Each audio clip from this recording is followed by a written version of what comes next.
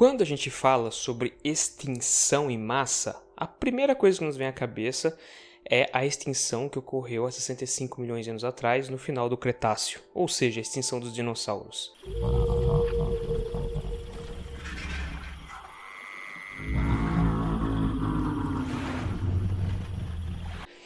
Mas vocês sabiam que essa não foi a maior extinção que aconteceu na Terra?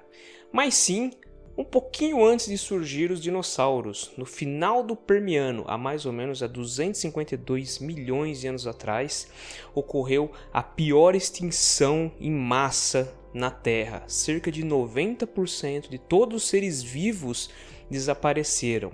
E obviamente, essas coisas são muito difíceis da gente conseguir descobrir o porquê existem tantos fósseis em uma determinada camada de um período geológico, mais especificamente do Permiano. E, em geral, essas coisas acontecem devido a alguma catástrofe. Só que é difícil a gente determinar uma catástrofe. Por exemplo, o que aconteceu com os dinossauros? Por muitos anos acreditou-se que era por causa de vulcanismo. Em certo ponto não está tão errado. E sim, o vulcanismo foi um dos efeitos que causou a extinção dos dinossauros. Acredita-se hoje até que o meteoro que caiu na região de Chicxulub, lá no México, ele foi uma das coisas que ajudou a extinção dos dinossauros. Talvez tenha ajudado em mais de 80%. Mas nesse período já estava havendo grandes erupções vulcânicas na região onde a gente conhece hoje como Índia, ali naquela região que é o Oceano Índico. Ali perto você tem o Círculo de Fogo do Pacífico. Então você tinha já um vulcanismo muito grande ali, provavelmente já estava entrando numa espécie de um inverno nuclear, ou seja, quando a fuligem cobre todo o céu e fica difícil de entrar luz, então abaixa a temperatura da Terra e com isso você tem pouca entrada de luz, abaixou a temperatura, os seres vivos acabam morrendo. Por quê? Porque muitos deles dependem ou de fazer fotossíntese ou de se alimentar de seres que produzem fotossíntese. Então dessa forma, o que acontecia? Acontecia já o início da extinção de grandes animais. A gente sabe que os animais menores sobreviveram, como por exemplo peixes, insetos, mamíferos, répteis pequenos sobreviveram e somente os dinossauros do tipo não aviano foi extinto. As aves hoje são descendentes diretos dos dinossauros, tudo bem? Mas nesse período específico do Permiano, você teve uma extinção que não permitiu que certas espécies continuassem existindo. Então, no caso, basicamente, a gente tem ali uma extinção que foi causada provavelmente por uma coisa muito pior que um asteroide que veio se chocar com a Terra. E isso é uma coisa assim que a gente até se questiona, O que pode ser pior que um asteroide? E a resposta para isso foi descoberto há não muito tempo. O pessoal começou a estudar uma região lá da Sibéria. Essa região se chama Trap Siberiano. E esse trap não tem nada a ver com armadilha, mas sim ele vem do sueco e quer dizer escada. Então o que você tem ali nos traps siberianos? Você tem regiões montanhosas que são compostas como se fossem escadas. Vocês já viram aquelas pirâmides astecas que são feitas em pavimentos? Então, como se fossem escadas. E ali você tem uma solidificação dessa forma. Então, o vulcão ele entra em erupção e a erupção vai gerando lava, a lava vai se distribuindo e vai se organizando como se fosse uma escada. Então, ela vai se solidificando em forma de escadas, tá? Então, você tem esse fenômeno que acontece naquela região. E, em geral, que tipo de rocha que isso aí gera? Gera rocha basáltica. Então, todo trap é de origem de rocha basáltica. Um exemplo, aqui no Brasil nós temos indicações de que ocorreu erupções que provavelmente gerou esses traps, mas há muitos anos atrás, milhões de anos atrás. E com o efeito da erosão, você teve esses traps eles se desmancharam e deu origem ao que nós chamamos hoje de terra roxa, tudo bem? Que ela é muito fértil. Bom, então o que acontece basicamente? Há 252 milhões de anos atrás, alguns supervulcões entraram em erupção. Não foi um único supervulcão, mas foram vários.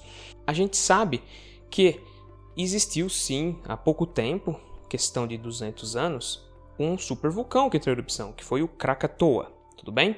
Então ele promoveu uma grande liberação de fuligem pela Terra. Então a gente sabe que teve esse grande vulcão liberando muita fuligem, muito CO2, muitos gases para a atmosfera. Tudo bem?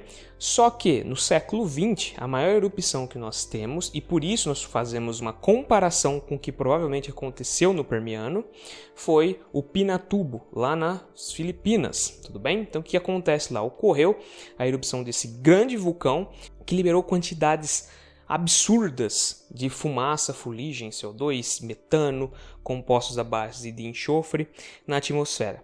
E esses compostos à base de enxofre entravam em contato com a água que você tem na atmosfera, promovendo o quê? Promovendo ácido sulfúrico.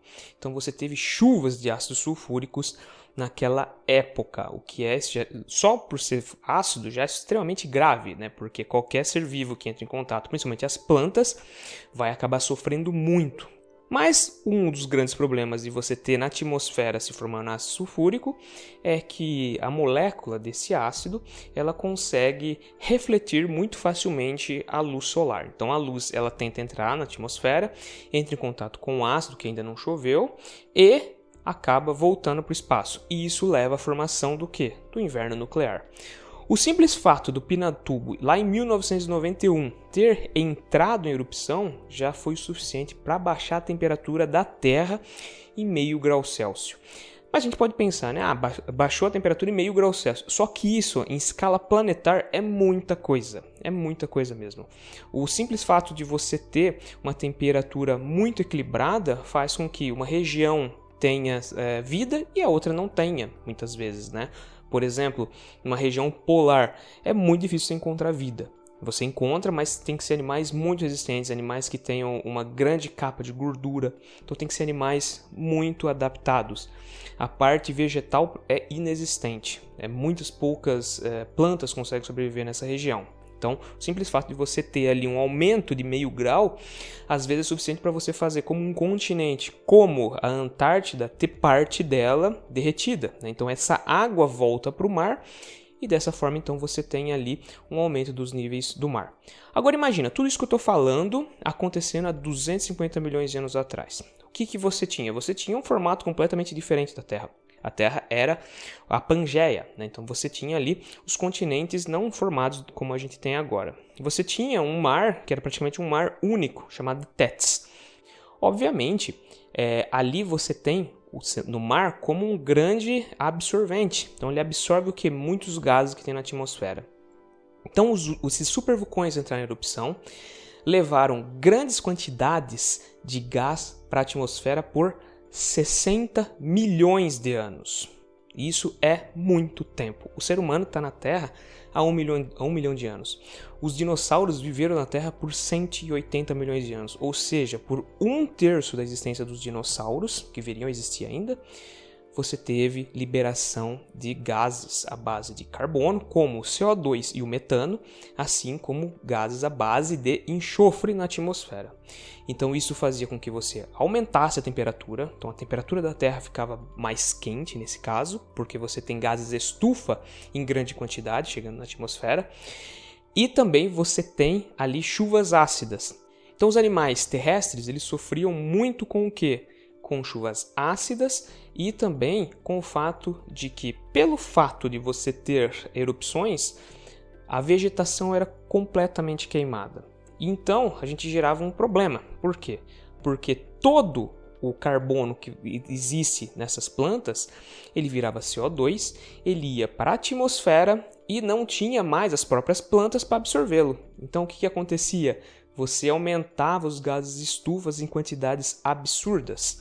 E dessa forma, então, não havia o retorno desse carbono para o ciclo dele. E isso, então, fixava ele na atmosfera.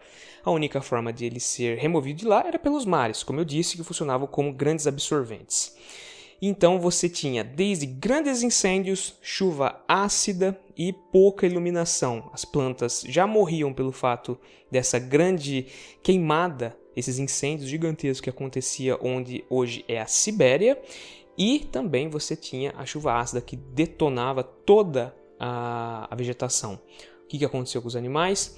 Eles começaram a perecer. Então você tinha nessa época aí muitos seres vivos que eram, se a gente fosse comparar hoje, uma espécie de um híbrido, que eram répteis mamiliformes. Então eles eram répteis, mas bebiam leite. Era um ser vivo assim, muito parecido com o que a gente encontra hoje na Austrália, né? Por exemplo, os ornitorrincos ou as equídeas. Então esses seres, eles provavelmente seriam os seres que iam tomar conta da Terra. Não os dinossauros, mas ocorreu essa grande extinção em massa. Nesses 50 milhões de anos, você praticamente acabou com todos os animais da Terra, da parte terrestre. Mas foi nos 10 milhões de anos final, ou seja, o que completava 60 milhões de anos, que os mares não aguentaram mais a quantidade de CO2 e enxofre que estava entrando na superfície. Por 50 milhões de anos, o mar conseguiu absorver esses gases. E aí o que acontecia? Ele tinha uma certa alcalinidade. Então, quando você tem uma substância mais alcalina e ela entra em contato com uma substância ácida, você tem uma neutralização. Então, por 50 milhões de anos, o mar conseguiu absorver e neutralizar um pouco desses gases. Só que nos 10 últimos milhões de anos não foi suficiente. E ali, quase quando estava acabando o Permiano para entrar o Triássico, ou seja, o início da Era Mesozoica, você teve a grande extinção nos mares. E seres como os famosos trilobitas acabaram sendo exterminados. E o interessante disso tudo, gente, é o seguinte: é que às vezes a gente olha para o passado e não consegue reconhecer o presente ou o futuro. Hoje, a velocidade com que nós jogamos CO2, metano e compostos ácidos na atmosfera é muito mais rápido do que o que acontecia na época do Permiano. Só que aqui tem um grande porém. Provavelmente, o ser humano não consegue levar uma quantidade de gases desse para a atmosfera sem perecer antes. Então, a gente tem históricos de mais de 30 gigatoneladas de gases à base de carbono e à base de enxofre na atmosfera. Isso daí somente vulcanismo consegue fazer. Isso pode acontecer?